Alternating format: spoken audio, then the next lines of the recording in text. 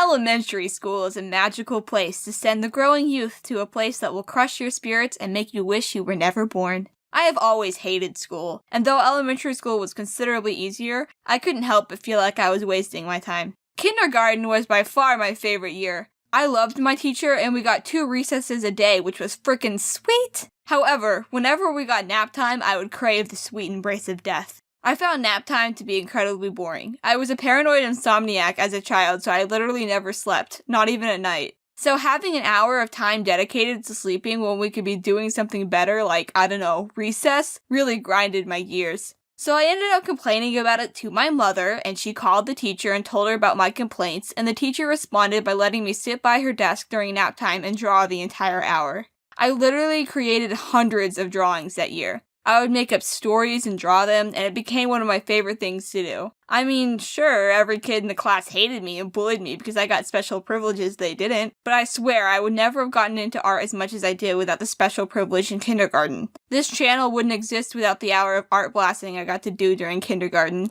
So I had grown accustomed to a good teacher. I was comfortable and happy and was not at all prepared for the jarring jump to a ruthless dictator that was first grade. This teacher, let's call her Mrs.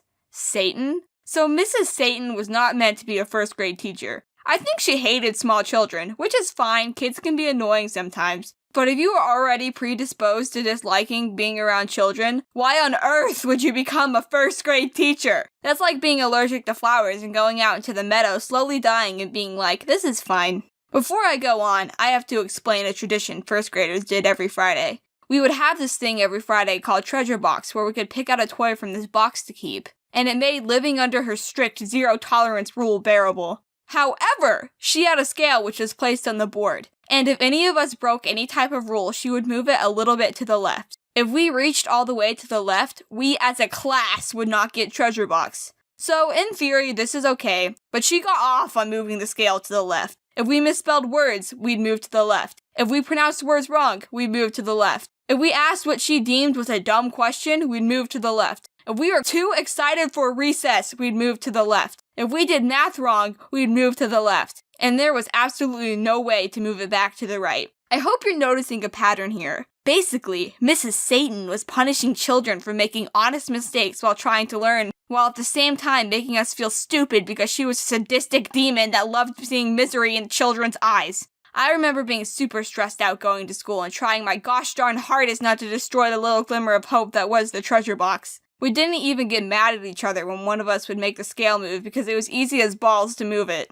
We used to have these journals in which we would spend hours spelling words. I'm not kidding. We'd take up entire days sitting in absolute silence because if you dare make a sound, the scale would move, spelling lists and lists of words. This wouldn't be as bad if we didn't hear the other class literally right next to ours singing songs and playing games. If our first grade teacher was Satan, the other teacher was Jesus Christ meets the Easter Bunny meets 20 pounds of sugar. According to the other class, they were awarded with candy, got help from the teacher when they asked, and were even allowed to talk during downtime in class. Sometimes, if we disappointed Mrs. Satan in any way, we would spend recess sitting in timeout watching the other class playing and having fun. I can't tell you the absolute hell that is getting recess taken away. It's literally the only good part of the day. One time during one of our classic, you are not allowed to talk or do anything for half an hour times, a kid in my class farted. I don't know what Miss Satan was expecting a group of 6-year-olds to do because we all started giggling.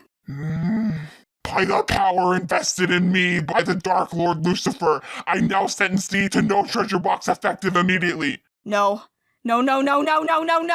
Why? One time I was taking a test and I came across the word purpose. As a young whippersnapper, I had never seen that word in writing before and I didn't know the meaning. I raised my hand and asked the teacher, can you read this for me? Normally, any mentally stable person with an ounce of common sense would obviously help the tiny child and read it. I mean, it's a 7-year-old. You're not even giving them the answer, you're just reading the word for them. So what did Mrs. Satan do? She got mad at me, and then she said you wouldn't read the word and told me to figure it out on my own. I remember almost crying. I was such a perfectionist as a child, and if I didn't get an A on something, it would ruin my day. So I ended up guessing, and got the question right. Suck my Mrs. Satan! I can't remember a single day where we got treasure box, come to think of it. I actually have some journals from my first grade year, so if you would like me to make a video about those, let me know. Anyway, she sucked, school sucks, and I cannot wait to graduate high school.